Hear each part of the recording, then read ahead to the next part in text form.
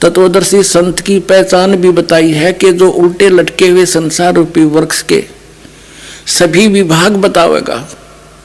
ऊपर को जड़, नीचे को तीनों गुण, रजगुण ब्रह्मा सतगुण विष्णु तम गुण शिवजी रूपी शाखा वाला ये उल्टा लटका हुआ संसार रूपी वृक्ष है। और जो संत इसके सभी पार्ट बता देगा, सभी विभाग बतावेगा, पत्तों से लेकर जड़ तक, तना कौन भगवान है, डार कौन भगवान है, और शाखा कौन है, और पत्ते क्या है, मूल भगवान कौन है। स वेदवित, वह वेद के तात्पर्य को जानने वाला, अर्थात वो तत्वदर्शी संत। ये देखिए गीता जी अध्याय नंबर 15 का ये पंचदशो अध्याय का प्रथम श्लोक है। ऊर्ध्व मूलम अधः शाखम अश्वत्थम प्राहु अव्यम छंदासी यस्य प्रणानी ये तम वेद स वेदवित। ऊर्ध्व माने ऊपर को, अधः माने नीचे को। ऊपर को जड़ है, नीचे को शाखा। ये देखिएगा संसार रूपी वृक्ष जो कबीर परमेश्वर जी ने अपनी रचना को आप ही आकर बताया है और अब इस दास को ज्ञान कराया है। ये देखिएगा, ये समझो उल्टा लटका हुआ एक संसार रूपी वृक्ष है।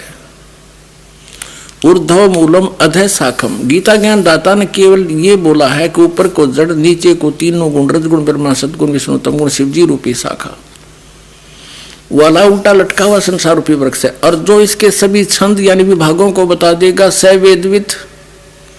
कबीर परमेश्वर स्वयं आए थे अपना ज्ञान आप ही बताने के लिए। उन्होंने 600 वर्ष पहले कहा था अक्षर पुरुष एक पेड़ है, इसको निरंजन कहो या सरपुरुष कहो। सरपुरुष वाकी डार और तीनों देवा शाखा है, पात रूप संसार। जड़ कौन है ये दास बताएगा। ये दास भेजा तत्वदर्शी संत बनाकर।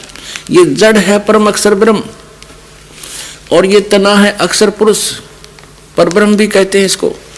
और डार है ये सरपुरुष ब्रह्म, ज्योत निरंजन काल, जो ब्रह्मा विष्णु महेश का पिता है। और इसकी आगे इसके 3 पुत्र इस संसार की शाखाएं हैं, रजगुण ब्रह्मा सतगुण विष्णु तम गुण शिव जी। और हम पात रूप संसार।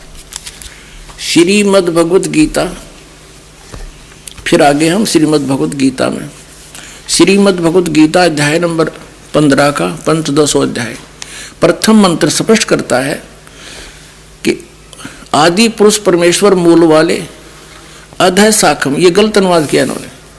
ये देखो, इन्होंने ही दूसरे मंत्र में 15वें अध्याय के दूसरे श्लोक में अधः माने नीचे, अधः माने नीचे, 2 बार अधः है नीचे। तो यहाँ ये विचलित हो गए। प्रथम मंत्र में ऊर्ध्व मूलम अधः शाखम, ऊपर को जड़ और नीचे को नीचे लिखना था, शाखा वाला।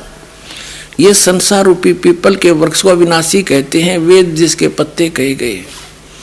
उस संसार वृक्ष को जो व्यक्ति, जो संत मूल सहित जड़ से लेकर पत्तों तक तत्व से जानता है, स वेदवित, वह वेद के तात्पर्य को जानने वाला, अर्थात वो तत्वदर्शी संत है। यह पहचान भी बता दी कि तत्वदर्शी संत की खोज कर उसके पश्चात वो सच्चिदानंद घन ब्रह्म की वाणी से परिचित होगा और उसमें कंप्लीट स्पिरिचुअल नॉलेज है, कंप्लीट।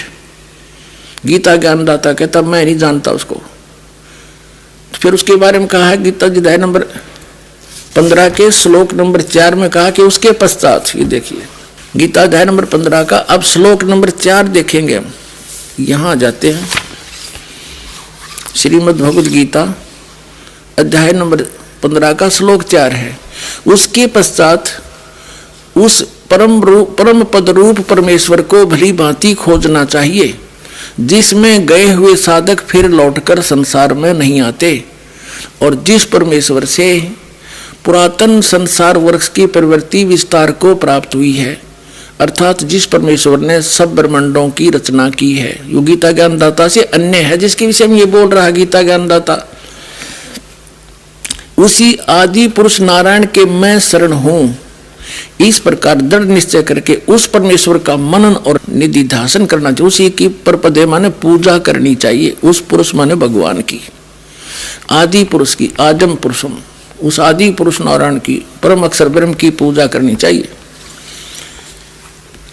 अब इसमें स्पष्ट कर दिया गीता जी अध्याय नंबर 15 के श्लोक नंबर 1 से लेकर 4 में कि तत्वदर्शी संत की प्राप्ति के पश्चात परमेश्वर के उस परम पद की खोज करनी चाहिए जहां जाने के बाद साधक फिर लौटकर कभी संसार में नहीं आते, उनकी कभी जन्म मृत्यु नहीं होती। श्रीमद् भगवत गीता अध्याय नंबर 18 के श्लोक नंबर 62 में कहा कि अर्जुन तू सर्वभाव से उस परमेश्वर की शरण में जा, उसकी कृपा से ही तू परम शांति को और सनातन परम धाम को प्राप्त होगा। बात खत्म होगी। अब गीता ज्ञानदाता अपने विषय में भी कह रहा कि मेरी भक्ति कर, युद्ध करना ही पड़ेगा, जन्म मृत्यु तेरी भी रहेगी मेरी भी रहेगी। यदि तूने परम शांति की आवश्यकता है तो तत्वदर्शी संत की खोज कर, और फिर वो देगा वो मंत्र, वहां जाने की साधना, उसके बाद तो उस परमेश्वर के पास चला जाएगा, उस परमात्मा के उस परम पद की प्राप्ति हो जाएगी, जहां जाने के बाद साधक फिर लौटकर कभी संसार में नहीं आते।